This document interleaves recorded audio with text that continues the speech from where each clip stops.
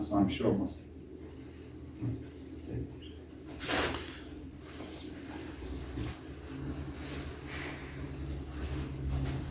Oldu mu?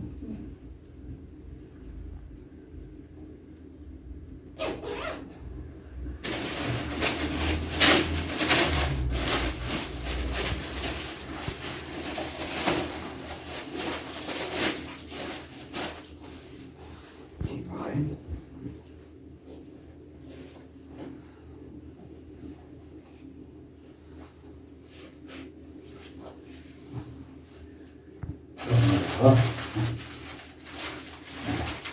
Allah bu yardımı yapanlardan razı olsun. He?